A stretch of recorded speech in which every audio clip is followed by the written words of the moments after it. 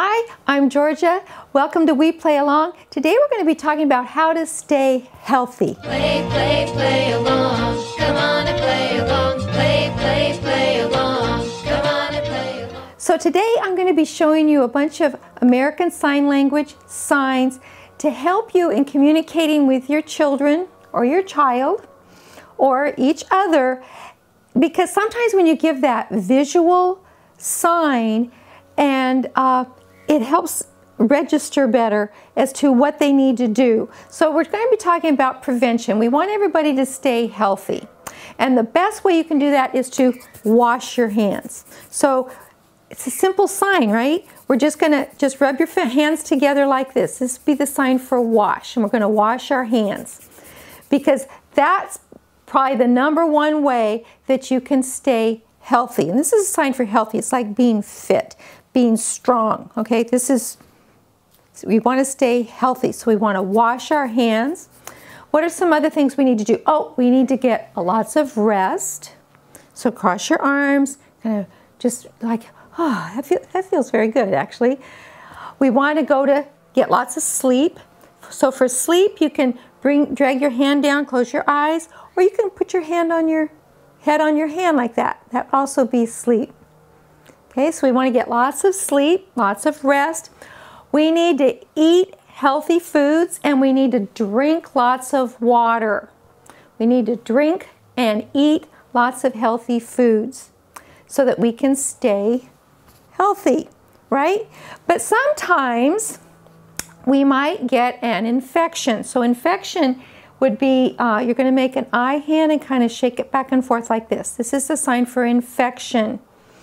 And there's no ASL sign for bacteria or virus. We would have to finger spell that. But there is a sign for germs. So you take one hand here and the middle finger, and you kind of bounce it around like this. Like all those nasty little germs that might make us sick. Okay, that's why we need to wash our hands, okay, because we got all these little guys on our, wash. Okay, anyway, this would be the sign for germ, because sometimes they make us sick or ill. So you're going to take a middle finger of each hand, one's at your head and one's towards your stomach, and your face has to look like, oh, I don't feel so good. Okay, this would be the sign for sick. So you can ask your child, are you feeling sick? And when you say that, sign it. And then they will be able to answer. They might say, no, I'm just tired. And that's also maybe a symptom of being sick. Okay, this is a sign for tired. Put your hands up here to your inside your shoulders and kind of rock them down like that. Tired. Sometimes we might have pain somewhere. So this would be the sign for hurt or ouch. So if we have a headache, you're going to tap your fingers up here. You could twist it or tap it right here. If you have an earache, you can tap it here. And little children, they can learn this one. If you've used this before throughout the day, like they fall down and they hurt their knee, you tap this near their knee. Our daughter, when she was very little, she couldn't talk yet. She came out after a nap and she's tapping her ear like this. And I took her to the doctor and found out she had the beginning of an ear infection. So she didn't have to. Normally, your child cries for 2 hours and you can't figure it out, and they go, oh, gee, maybe we take her to the doctor and they've got a flaming ear infection. But she could tell us that her ear hurt. And so this is an amazing sign. So you want to teach your children this one. This is a good one. If they have a tummy ache, you want to, they'll tap it down here at the stomach. Sore throat would be right here. This is a good sign. But there's some other signs that we need to know, like upset stomach. You kind of take a claw hand and kind of roll your stomach, and your face has to be like, oh, I don't feel so good. This is upset stomach. You might hear your child sneeze.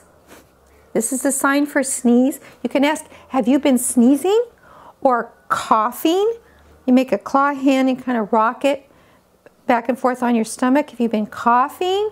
And you might want to check for a fever. So you're going to take this B, this is the letter B, but put it on the back of your, the the back of your hand on your forehead. This would be for fever. Like, do you have a fever?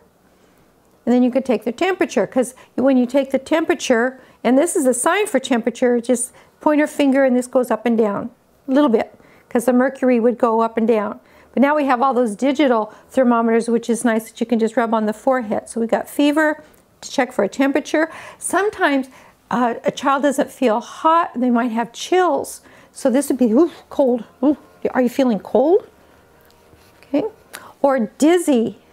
And so dizzy, you're going to rock or swirl this hand around here a little bit, and but your face has to kind of look like you're dizzy. So it'll be whoa, dizzy. Okay. You don't ever want this, but sometimes we'll vomit. So you make a 5 hand and it comes out from your mouth, but your mouth has to open, then you go. That's a sign for vomit. Or children might even get a rash. And you might want to check if they've had a prescription, like a new one, and you check for a rash, because then they might have a reaction to that medicine. That's an important thing. Anyway, rash. Okay,